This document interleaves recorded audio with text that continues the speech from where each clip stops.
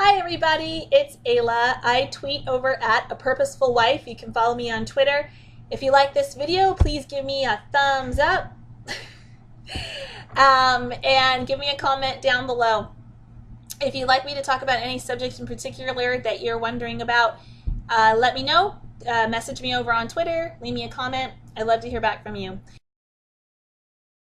All right, so I wanted to talk today about the refugee crisis slash migrant crisis slash Muslim invasion of Europe. It has a lot of names depending on who you talk to.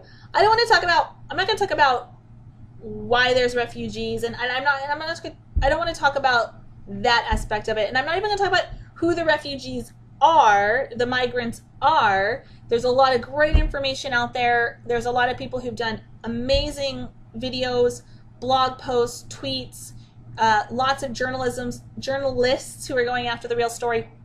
You can get that information if you want to. It's out there. I wanted to talk a little bit about why Europe, and to a slightly lesser extent, but America, are welcoming the migrants with open arms, teddy bears, lollipops, cash, and hashtags, hashtag welcome, refugees welcome. Okay, why is that happening? Because if you think about it, it's an emotional perspective. It's not a very logical perspective to welcome the refugees. So let's break that down. I'm going to start out by saying I blame feminism. I blame feminism for the reaction to what's going on and for the perpetuation of what's going on, and why this mass migration into Europe has gotten so bad. And I'm going to explain why I blame feminism for that. So let's get down to what exactly is happening. Let's parse this out a bit. So you have a country, you have resources, you have people living in the country, you have borders, you have security, you have control. Why, logically, would anyone allow hundreds of thousands of refugees to come over into your country, to live off of your social welfare programs, to increase crime, to increase horrible crimes like rape, and to, honestly, quite frankly, take over your culture? Whether that is forcefully, like riots in the streets, or whether that's simply breeding your culture out. Why would a country allow that to happen? Logically, it wouldn't. If you're thinking about logic, you would not allow that, okay? That's not a position anyone would logically have. It doesn't benefit Germany at all to take in these refugees. Now, some people say, oh, but multiculturalism and diversity, it makes us strong, it's ours. But that's been proven bunk. That's complete and total bunk. You look at Sweden, they thought that, and they've become the garbage can of Europe. Their crime rates are through the roof. Their 1 in 4 Swedish women is going to be raped in her lifetime. Rape has gone up 1,400%. The statistics are out there. You can look at it where they've had mass influx of migrants slash refugees slash Islamic invaders slash. It's gone to heck. It's really gone to heck. Okay. So it's not a logical position. You can't justify it logically. So why then would German people be there at the train stations welcoming these refugees, holding signs that say welcome refugees, hey, can we get you a teddy bear, can we get you a lollipop, yes please, throw your garbage on my country, and reject aid packages because they have a cross on them and whatnot? Okay. Why would they do that? It's emotional. It's purely emotional. It's completely an emotional argument. It's a completely emotional argument, and it's based on white guilt. It's based on this notion that white countries should be guilty for colonialism, and that we should feel guilty about the resources we have, and that therefore we should let in third world immigrants, migrants, refugees, etc. into our country, because it isn't fair. It's unfair that we have all of these things, and we need to share. And it's because of white guilt. Okay, so this notion of white guilt. And let's get down to this. The notion of white guilt comes from a political and social structure we have in place today that is dominated by feminism. What we have now in our political and social structure are women who are feminists, even if they don't consider themselves feminists, they carry out feminist ideals. And men who, again, even if they don't consider themselves feminists, practice it openly in the political and social spectrum. These feminist ideals that we were started to get handed to us about 100 years ago. Now, 100 years ago, a group of women got together and said women needed the vote. Another group of women got together and said women should not vote, and there's a lot of reasons why. Now, I'm not saying women shouldn't have the vote. I don't think that we could even go back to that point in time, even if it were better. But I'm not necessarily saying it's better to not have women vote. But what I am saying is I don't think we can go back. I think it's one of those things that we can't go back. So it's not kind of worth arguing about in those terms. But what I am saying is that we waste our votes. In general, women waste our votes. Now, there's wonderful, brilliant conservative women out there who try to think logically and who engage in politics from a logical perspective and who are very smart. But in general, women, we're the ones voting for social welfare programs. We're the ones that have increased social welfare programs. And we're the ones that are voting to, open borders and let migrants in, whatever country we're talking about, Europe or America. We're the ones that vote our emotions because we're emotional creatures. Okay, so we had this idea 100 years ago that women should have the vote. Women have completely thrown away that vote on saying, everything needs to be fair, everything needs to be equal. And it's not just women, and it's not just the people they elect. Because the men that they're electing, even if it's men or women, are of course, playing to their constituency. So the emotions bleed in that way. But then we have men in our society now. You're in your 30s and your 40s. Overwhelmingly, you were probably most likely raised by a single woman. If you weren't raised by a single woman, you were raised in a society that made single moms to be these saints of all things. You were raised in a feminist society that said that women are not only equal, but heavily implied that women are better. It's come out and said. I mean, you have the book, The Natural Superiority of Women, that was published. What was it? The 60s, early 70s. So you've had this mindset trickling into society. You have it full force. You have these men who have been educated in the public school system, and they've been educated around environmentalism, global warming, all of these emotional, non-logical, non-fact-based things. And then, of course, the social justice warriors and all the identity politics. It's all emotional. None of it is logical. So that is all feminized things coming into that men have been raised. So we have these feminized men, these men completely stripped of their masculinity, these emasculated men, and we have women. And they are dominating our culture right now. They're dominating our society, and they're dominating our politics, both in America and Europe. Now, that's bad because you can't have too much of one thing. There's a natural balance. There's a natural balance between the masculine and the feminine. And when you have too much of one thing, when you have too much emotions and you have too much nurturing, it gets bad because guess what? The fact of the matter is you cannot nurture the world. You cannot take the millions and billions of people living in poverty in the world through, sometimes, quite oftentimes through no fault of their own, but at least through the fault of their ancestors, some extent to their ancestors who didn't build infrastructure. There was a huge variety. Yes, and of course there was colonialism, there was imperialism in some places that held other places back. But you don't have, in these societies, they did not build themselves up. They don't have what the West has. You can't give what the West has to all of them. All you're going to do is take the one countries that are up here that have toilets and running water and penicillin and vaccines, and you're not raising by accepting millions or billions of these immigrants. You're not into Western countries. You're not bringing them up here. You're bringing a couple of them up here for a minute. What you're doing is you're bringing them, a couple of them up here for a minute, and it's going to go like this. We've seen that happen. Okay, so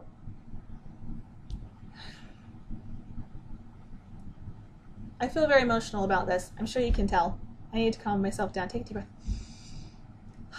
Okay. Where do I want to go with this?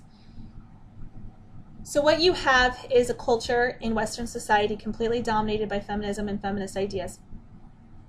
They're illogical. They want to nurture the world. They want to take care of the world. It can't happen. Now, feminine strengths, which are to love and to nurture, work wonderful within the family structure, and they work wonderful at those jobs that women are naturally really good at, like nursing and teaching and running, orphanages and aid Red Cross, relief societies, things like this. Women are great at that. We rock that. That's our world. We're great. But you can't make the whole world that. That's not how it works. Men in general and by nature build structures. They build structures, they industrialize, and they acquire resources. This is what they do. And the white Christian man has done it best.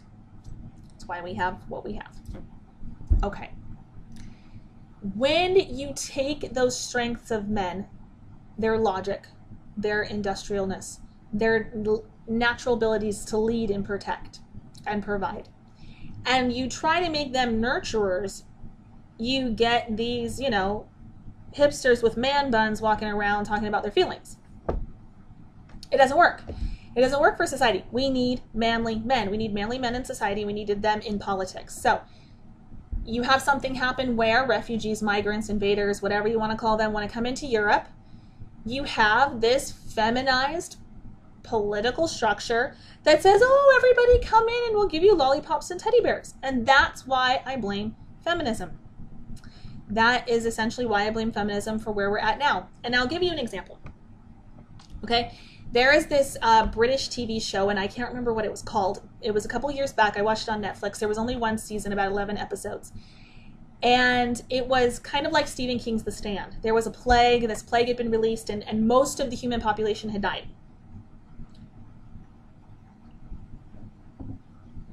And a couple of people were immune. I don't know, one in every 10,000 or something. I don't know what the statistics would be, but there's these little pockets of people. And then the people that were immune were banding together and trying to figure out, how to go on with society. And so there had been this one family, and they were living in a cabin, and they were pretty isolated from the rest of the world. And as this plague was going down, they hadn't left their cabin. They hadn't gone to the grocery store or anything like that. They hadn't interacted with anybody, and they hadn't acquired the plague. And it was a father. The mother was dead. There was a father, and he was a single father of 2 children, a little boy and a teenage girl. And so the father recognized and realized, okay, we're probably not immune to this plague. We survived because we're isolated. And the only way we're going to continue to survive is if we continue to be isolated. So he kept the kids locked in the house all the time. And he noticed that birds would, peck at dead bodies and were spreading, were a way to carry the disease around. So he found that if he found dead birds on his property, or birds were on the property, he would go out in like a hazmat suit, get rid of the dead birds, or, clean up the mess or whatever. Then he would scrub down in like acids and things in this big barrel before he'd come back in. Well, the teenage girl didn't understand why they couldn't go outside. She didn't understand, exactly, like, why couldn't she go swinging on the swings and play? And she wanted to, see other people, and she felt confined and constricted. So one day when the dad was out, she snuck out, and she met up with 2 guys who were immune to the plague. And at first they assumed she was immune, because the only people they had come across at that point were immune. And so they were talking with her, and they shared some chocolate and things like that. And then they realized that she wasn't actually immune, that she had been just isolated from this plague. And they were like, oh, no, oh gosh, okay. They're like, well, like, we can't let you go home. And she freaked out. Well, why can't I go home? Oh my gosh, And so she thinks they're going to kidnap her or whatever. So she starts running for her house. So they're running behind her. And her dad's in the doorway, inside the house in the doorway. And the daughter's coming. And the men that are immune are like, hey, we shared chocolate with her. We interacted with her. Dad knows immediately, crap, my daughter's been exposed. Boom, door slammed shut. It's a really emotional scene. I'm going to try really hard not to cry. The daughter's on the outside of the door, and she's crying and she's screaming for her dad. And she's saying, you know, please let me in, don't leave me out here. And the dad knows that he can't let her in because he'll die and the son will die. And we're watching that scene, and it hit me like I would let her in. And I think most women would. We're emotional, and we will martyr ourselves, and we won't always martyr our other children, but we will put ourselves and we will put our family even in harm's way and in risk, particularly for other members of our family, but also to do the nurturing thing, the loving thing, the kind thing. Men do the hard thing. Men are designed to shut that door. They have an instinct, it kicks in right away, and they shut the door. They're not playing around. And it breaks their hearts. I know it does. But they shut the door. And that's what makes us beautiful and wonderful. But since we've taken the female reaction, which is to kind of like cry all over ourselves and claim that we're victims. Oh my gosh, he has a knife. Hashtag, he has a knife. Hashtag, he's going to kill my family. Hashtag. That's our reaction. Call for help. I don't know. Call the police. Men do, and they make the hard decisions, and they make them quick. And they make them to save their husband, the husband makes them to save their wife and their children. And this is what is not happening in Europe right now. This is what's not happening because we have a feminized man in general in our society now. And he's not shutting the dang door. These refugees, migrants, invaders, are mostly male. There are diseases. They're trashing places. They're causing crime, riot. They're spitting. They're throwing rocks. Shut the door. European men, I'm going to address this to you. Ich kann ein bisschen auf Deutsch sprechen, okay? Shut the door. Schließen die Tür. Don't let them in. Be men. Do what you're supposed to do. Don't listen to this narrative of feminism that is killing white Western society. Don't buy into it. You have nothing to be guilty about as far as your ancestors goes. Okay, Opa was a Nazi. Who flipping cares? You're not a Nazi. And you don't have to prove that you're not a Nazi by sacrificing your wife and children and their entire culture and everything that your pre-Nazi ancestors built. They worked dang hard for that. They fought the dang crusades to keep the Muslims out for hundreds and hundreds and hundreds of years. You know, I mean, okay, I'm getting emotional again. Calm down. You gotta be men. Stop allowing feminists to push. Because this is one thing that women are really good at. We push. And if you look at a little girl and her dad, is a really good example. You look at Rhett Butler and Bonnie in Gone with the Wind. Little girls get spoiled because we push. Wives get spoiled because we push. Women and feminism in general as a collective group get spoiled because we push. We push, we push, we push. You give us an inch and we're going to try to push you into a mile. If you give a little girl an ice cream cone, she's going to say, oh, but I also wanted a teddy bear. And then you get her a teddy bear, that little girl's going to say, but I also wanted to go to the carnival. That's how we act. We're born that way. And it has its purpose and it's great. When you guys like build us a house and then we're like, oh, but I wanted to have another baby. Could you build another room? And you're like, sure, honey. And you build us another room. And we have another baby. That's awesome. Because like humanity was built from that. Humanity was built for us pushing you guys, you know, a little bit more. Like, can you do this for me? Can you do this for me? Stop doing crap for us. Like years and years and years and years and years ago, like we were done. We were good. We were equal. We were equal before all of that crap. Like Amelia Earhart didn't want to be a mom. She didn't want to be like a wife. She didn't want to have long hair. She was not a lesbian. People think she was. She totally wasn't. She wanted to fly planes. She wanted to have adventures, you know? She did. And so did the other 98 women that joined her 99 Women's Club of aviation. Aviation was brand new. You know, we think it was dominated by men. Most men were flyers, sure. It's a male thing. But women who wanted to be flyers were allowed to. We were allowed to before feminism. We didn't need it. We did not need certainly second and third wave feminism. At least bare minimum, we didn't need that. And first wave is debatable depending on, that's another subject. Okay, so we didn't need it. We had things. We had Queen Elizabeth. Okay, we had Bloody Mary. We had women doing their thing. We had Amelia Earhart. We had Madame Curie. You know, okay.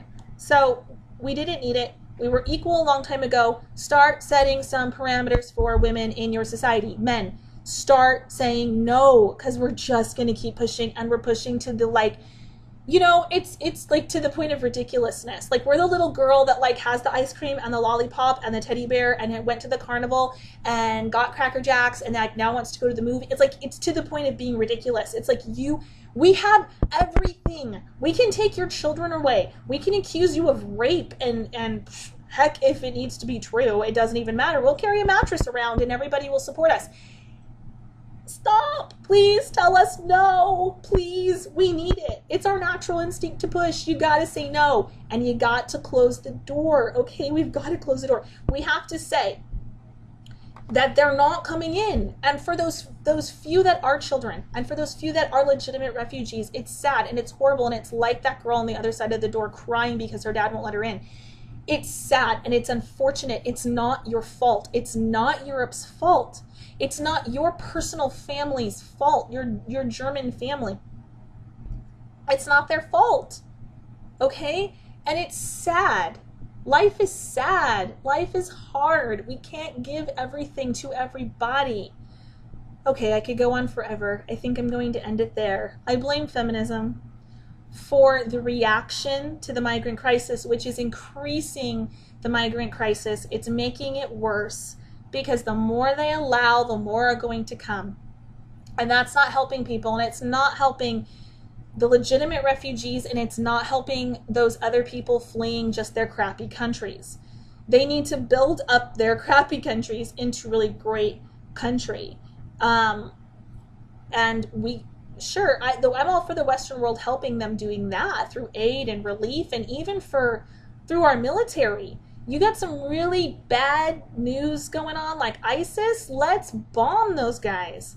Totally take them out. I'm totally fine with that. The Western world, we can share that. We can be the world's police in that respect. I have no problem with that. So let's kill your bad guys. Let's make sure they're legitimate bad guys. Let's not just like arm the other guys and like cause all that conflict. No. We'll help you that way. We'll kill your bad guys. We'll give you stuff to get started. And then it's like free will. Okay? Build your country or don't. But you can't have our stuff. You can't have the stuff our grandparents worked for. You cannot take down our culture. We deserve a homeland. We deserve a culture. We have a right to it. And you can't take it away. Okay. I said I was going to stop and then I didn't. I blame feminism. That is why. It's all about emotions. There's no logic in politics anymore at all.